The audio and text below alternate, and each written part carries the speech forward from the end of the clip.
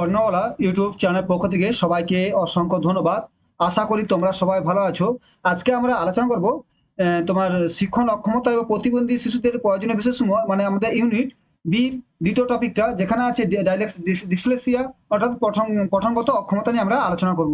এর আগে আমার বিরুদ্ধে আমরা আরো তিনটা টপিক আলোচনা হচ্ছে ইউনিট বির, যেখানে ইনক্লুসিভ এডুকেশনের অন্তর্গত 2 নম্বর যে টপিকে, সেখানে ডিসলেক্সিয়া। আজকে আমরা আলোচনা করবো পঠনগত অক্ষমতা। ঠিক আছে, আশা করি তোমরা ভালো আছো এবং ভালো করে পড়াশোনা করো। পরীক্ষা আসবে ডিসেম্বরে, তোমার পুজোর পরেই টেট পরীক্ষা আছে, সেইভাবে পড়াশোনা করো। আমরা আগে বলেছিলাম যে এখান থেকে আমাদের কত নাম্বার আসবে। আমার বলেছিলাম যে এই টপিক থেকে আমাদের কত 5 নাম্বার আসবে। ঠিক আছে, 5 নাম্বার আসবে। তাতে আমরা এই একটা করে নিয়েছি, প্রথম ইনক্লুসিভ এডিশন করে নিয়েছি। আমরা দ্বিতীয় টপিকে আজকে আসবো ডিসলেক্সিয়া। ঠিক আছে, আমরা এইটা তো করছি, তারপরে ডায়াগ্রাফের আলোচনা করবো। আর এখান থেকে কোশ্চেন, এখান থেকে একটা 1-2 নম্বর কোশ্চেন আসবে। ইনক্লুসিভ এডুকেশন থেকে 1 নাম্বার আসবে, এখান থেকে 2 নাম্বার আসবে, 3 নাম্বার, এখান থেকে 1 নাম্বার, এখান থেকে টোটাল তোমার 5 নাম্বার ভাগবে। এটা বললাম। এবার হতে পারে তোমার ইনক্লুসিভ এডুকেশনে 2 নাম্বার দিয়ে দিল, এবার হেল্পেস হবে। ঠিক আছে, কেন তোমার ডিসএবিলিটি থেকে একটা দুটো কোশ্চেন আসবেই। ডায়াগ্রাফে ডিসক্যালকুলিয়া, ডিসগ্রাফিয়া, ডিসলেক্সিয়া। আজকে আমরা ডিসলেক্সিয়া পড়বো, একটা কোশ্চেন আসবেই, সেভাবে আলোচনা করো। তা শুরু করা যাক। কথা কি যে গাড়ি চেঞ্জ করে নিই।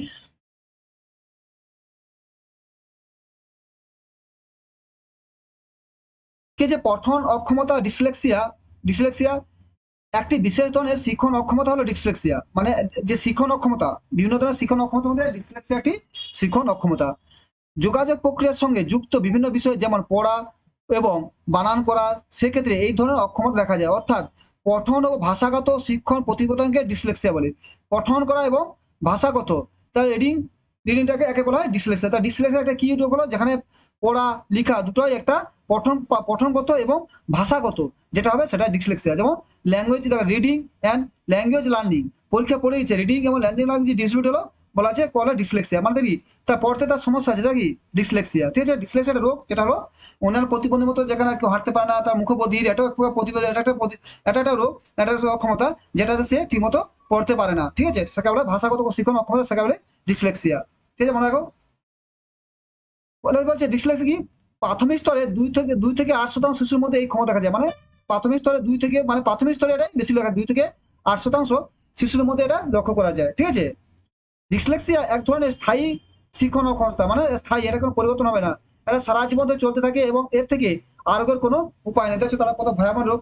ডিসলেক্সিয়া একটা স্থায়ী রোগ, এটা এটা শিশু বয়সে চলে, প্রাথমিক স্তরে 2 থেকে 8 দেখা যায় এবং এটা সারা জীবন চলতে থাকে, এর কোনো ওষুধ নেই, এটা সারা জীবন চলতে থাকে। ঠিক আছে, dyslexia occur to the 2% in the children primary level. Dyslexia is a type permanent learning disability, permanent learning, কোনো পরিবর্তন হয় না। যাদের ডিসলেক্সিয়া দেখা যায় তারা কেউ কিছু কিন্তু জড়বুদ্ধি সম্পন্ন হয়, বরং তাদের নিজস্ব বুদ্ধিমত্তা আছে এবং ব্যক্তিগত আত্মা রয়েছে। যে যা ডিসলেক্সিয়া হয়েছে তার মধ্যে তারা জড়বুদ্ধি সম্পন্ন এমন নয়, তাদের মধ্যে বুদ্ধি থাকতে পারে, কিন্তু তাদের সমস্যা কি, তারা ভাষাগত সমস্যা, পড়তে সমস্যা, সেটা হচ্ছে ডিসলেক্সিয়া। তার মানে তার বুদ্ধি কম এটা নয়। ঠিক আছে, people with dyslexia are not mental retarded either, rather than they have their own intelligence and personality, also the self problem. ঠিক আছে, তার মানে কি বললাম, এটা শিশু প্রাপ্ত মানে প্রাক প্রাথমিক স্তরে বেশি দেখা যায়, 2 থেকে 8 শতাংশ, এটা স্থায়ী রোগ, এর কোনো পরিবর্তন হয় না। তিনি কি বললাম এটি, যে ডিসলেক্সিয়া মানে যে তার বুদ্ধি কম এমন নয়, ডিসলেক্সিয়া হতে পারে, ভাষাগত সমস্যা হতে পারে, পঠন সমস্যা থাকতে পারে, কিন্তু তার বুদ্ধি অনেক থাকতে থাকে। তার ডিসলেক্সিয়া কারণ, প্রথমে স্নায়ুতন্ত্রের দুর্বলতা জনিত কারণ। স্নায়ুতন্ত্র দুর্বল হলে ডিসপ্লে দেখা যায়, বিভিন্ন যে অঙ্গ প্রত্যঙ্গ হচ্ছে সেখানে স্নায়ু দুর্বল, ডিসেবিলিটি, নার্ভাস সিস্টেম। তারপর হচ্ছে যে কোনো আবেগ দ্বারা, যে কোনো আবেগ দ্বারা তড়িত প্রভাব ভাব বলে প্রভাব প্রকার, বলছে কোনো আবেগ দ্বারা তড়িত প্রভাব প্রকার, কি যে তড়িত প্রকার, মানে কোনো আবেগের ফলে কোনো সময় কি হয়, খুব আবেগ করতে তখন সে ভাষা জড়িয়ে যায়। ঠিক আছে, জড়তা, যে ভাষার জড়তা। ঠিক আছে, ভাষা আবেগজনিত, আবেগ দ্বারা তাড়িত প্রকার, মানে আবেগ দ্বারা প্রভাবিত হয়। তিন হচ্ছে পেশনা অভাব, মানে মোটিভেশন অভাব, তাহলে মোটিভেশন অভাব তাহলে অনেক বলতে পারে না, লেক মোটিভেশন। সি হলো দুর্বল চিত্ত হলে উইক থিঙ্কিং, জড় বুদ্ধিগতা, মানে যে জড় বুদ্ধি থাকে তাহলে সেগুলো এটা সম্ভব নয়। ঠিক আছে, দুর্বল চিন্তা থাকলে। আবার যে দৃষ্টি প্রতিবন্ধকতা সবল মধ্যে দেখা যায়, কারণ যদি দৃষ্টি প্রতিবন্ধকতা থাকে এবং সবল প্রতিবন্ধকতা থাকে তাহলে তার পঠনগত অসুবিধা হবে। ঠিক আছে, স্টুপিড দ্য ভিজুয়াল ইমপ্রুভমেন্ট এবং হিয়ারিং ইমপ্রুভমেন্ট। সি হলো উৎকণ্ঠা বা ভিন্নতা, অ্যানাক্সিটি ও ভেরিয়াসি, মানে উৎকণ্ঠা থাকলেও সেক্ষেত্রে এদের সমস্যা দেখা যায়। বৈশিষ্ট্যগুলি ফিচার্স কি বলছে যে ডিসলেক্সিয়া এটা পরে পরীক্ষায় কি বলবে এরকম এখন শোনা ডিটেলস পড়াচ্ছে এই কারণে যে তোমার কনসেপ্ট থাকে এবং কেন হয় তার বৈশিষ্ট্য কি আমাদের উপকারিতার তার প্রতিকার সময় কি হয় প্রতিকার করা যায়, কিন্তু পরীক্ষায় এতটি আসবে না যে পরীক্ষাটা আসবে যে পঠন অক্ষমতা কি বলা হয় লার্নিং ডিসবিলিটির মধ্যে রিডিং ডিসবিলিটি কোনটা ডিসলেক্সিয়া ডিগ্রাফিয়া ডিসক্যালকুলেশিয়া তোমার ডিসলেক্সিয়া বলতে হবে তখন সেখানে অপশন কোনো থাকবে ঠিক আছে। আমি তোমার কোশ্চেন করবো তখন বুঝতে পারবে। দেখা হলো বিশৃঙ্খল ও ভুল পাঠন, এটা যে বৈশিষ্ট্য এরা ভুল পাঠ করে বিশ্বনাথ সৃষ্টি হয়। দুর্বল স্মৃতিশক্তি এদের পোর মেমোরি, এবার এদের এদের কি হয় স্মৃতিশক্তি খুব দুর্বল হয়। সঠিক এবং দ্রুত শব্দ চিনতে পারে না এরা, সঠিকের শব্দ চিনতে পারে না এরা কি বি কে, এরা বি কে ডি ভাবে ঠিক আছে, ডব্লিউ কে এম ভাবে এরা এভাবে চিনতে পারে না। The ability recognise ability legibility recognise the word accuracy the quickly, শুদ্ধ বানান লেখারও ক্ষমতা, বানান শুদ্ধ করতে পারে না, সঠিক ভাব প্রকাশ করতে পারে না এবং লেখ পড়াটি মানে শুদ্ধ বানান করতে লিখতে পারে না, শুদ্ধ বানান নাইলে শুদ্ধ ভাষা করতে পারে না, পরীক্ষারা অকৃতকার্য হয়ে পড়ে। নিয়মিত পঠন অসুবিধা মানে নিয়মিত যে প্রতিদিন পড়তে বুঝতে প্রতিগুলো তারা করতে পারে না। Difficulty in the regular reading, সাথে পাঠের অভ্যাস কমাতে থাকা, শব্দ মানে দুর্বলতা মানে vocabulary weakness, reading habit decline, মানে পাঠের অভ্যাস কম থাকা এদের শব্দ ভান্ডার কমে যায়, মানে কি বলবে না কি বলে বলতে পারে না।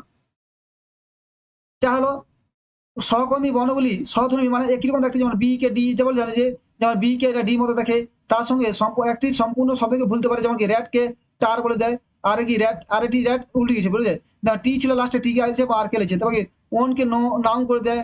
এগুলো এই যে উল্টা পাল্টা এরা এই সমস্যার জন্য এরা ওটা পড়তে পারে, এটা এটা রোগ, এটা একটা অক্ষমতা যা জন্ম থাকে, আমরা বলে এটাকে পরিবর্তন করা যায় না ঠিক আছে, এটা বলেছে। নয় বলছে দ্রুত পাঠনের সময় একটি শব্দের মধ্যে এক বা একাধিক বর্ণ বাদ পড়ে যায়, সেখানে কি বলছিল উল্টে যায়, এখানে হচ্ছে বাদ পড়ে, যেমন কাঠ তাই ক্যাট হয়ে যায়, কাঠ সি আরটি কাঠ থেকে ক্যাট হয়ে যায়, মানে একটা আটটা উঠে গেছে, মানে কি এইভাবে তার মানে কি যা ভুল উচ্চারণ করে এদের সমস্যার সৃষ্টি হয়।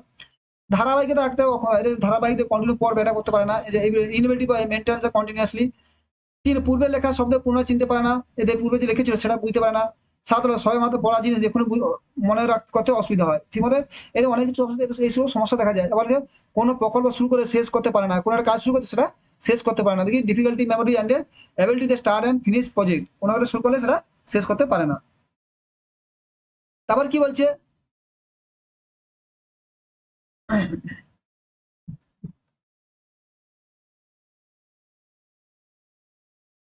শিক্ষকের ভূমিকা কি বলছে, শিক্ষক প্রথমে এইসব শিশুদের চিহ্নিত করে তাদের বোধগম্যতা ক্ষমতা উৎসাহিত করবে ঠিক আছে, মানে প্রথম তারা কি শিক্ষক তার সাথে চিহ্নিত করবে এবং ক্লাসের মধ্যে যদি এই টাইপের মানে যদি এই অক্ষমতা ডিসলেক্সিয়া শিশু তাকে তাকে চিহ্নিত করবে এবং তাদের উৎসাহ দিবে। The teacher will be finish first identify those these children and encourage their comprehensive skill, মানে তাদের তাকে তাকে বোধগম্যতা উৎসাহ করবে। বিভিন্ন শিক্ষণ শিক্ষণ সহায়ক উপকরণ প্রযুক্তিবিদ্যা কম্পিউটার ইত্যাদি তাদের সুযোগ দিবে, টেপ রেকর্ড ইত্যাদি ব্যবহার করতে হবে, যেমন ভেরিয়াস ইউজ লার্নিং এর সাহায্যে কম্পিউটার টেপ এবং রেকর্ডার, মানে তাকে অন্যভাবে তাকে যদি এটা সমস্যা হয় অন্যভাবে তাকে দিতে হবে যাতে তার পড়াশোনা হয়। কোনো বিষয়ের বিশেষ বিশেষ বিশেষ বিশেষ অংশগুলি নির্দেশ করে পঠন উৎসাহিত করতে হবে, কোনো মানে গোটা বই না পড়িয়ে কোনো একটা চ্যাপ্টার এই দিয়ে পড়ে উঠবে, কোনো বিষয়ে পঠে পাঠ করার জন্য এবং উত্তরদানে যথেষ্ট সময় দেবেন এবং তার যেহেতু তার অসুবিধা থাকে তাকে পাঠদানে এবং উত্তরদানে যথেষ্ট সময় দেওয়া হবে। Encourage to reading the point the out the specific part of topic, allow encourage the read the responsibility দিয়েছে, ঠিক বুঝতে পারছি তাহলে।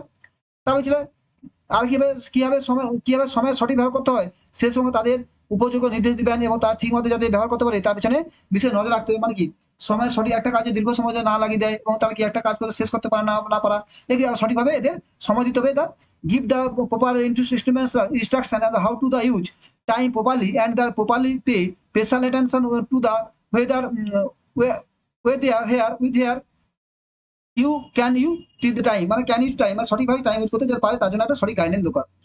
পুরস্কার সামান্য শাস্তি দান, এতে পুরস্কার বেশি দিতে উৎসাহ করতে হবে, শাস্তি দানটা হলো তাকে ক্ষতি মানে তাদের ভুল হলো তাকে শাস্তি দানটা হবে খুব সামান্য হবে যাতে সুবিধা হয়।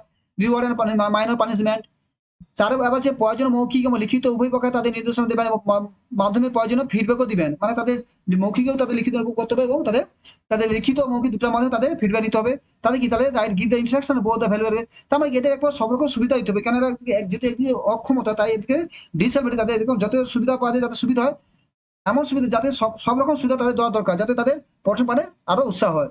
ছোট ছোট দলে ভাগ করতে হবে, মানে তাদের ছোট ছোট দলে ভাগ করে তাকে পাঠ দেবে, তাই creator study habit in the small group, মানে ছোট ছোট গ্রুপের মধ্যে ভাগ করে তাদের স্টাডি করতে হবে ঠিক আছে। Thank you. তাহলে আমরা ডিসলেক্ট কি বললাম, ডিসলেক্সিয়া পড়লাম এবং এখানে তার বৈশিষ্ট্য, তার কি উপকার এবং তার কি রোগটা কি, তার কারণ কি, ও তার সমস্যা সমাধান, এগুলো আমরা পড়লাম। এবং শিক্ষক ভূমিকা কি, তোমরা আসে পড়ো এখান থেকে শুধু কোশ্চেনটা কি আসবে দেখো, যে ডিসলেক্সিয়া কেন হয়, বা এরপরে যে ডিসলেক্ট কারণ সাথে কি করতে পারছে, এমসিকিউ পর তিনটা পর ডিসলেক্সিয়া, ড্যাসগ্রেফিয়া এবং ডিসক্যালকুলিয়া, তিনটা থেকে একটা কোশ্চেন আসবে, এখন তো লিখে রাখো, ঠিক আছে, যে স্যার পড়েনি। থ্যাংক ইউ, ভালো করে পড়াশোনা করো, যেই চ্যানেলটি ভালো লাগে অবশ্যই সাবস্ক্রাইব করো, শেয়ার করো এবং বন্ধুদের শেয়ার করতে এবং লাইকটা করো।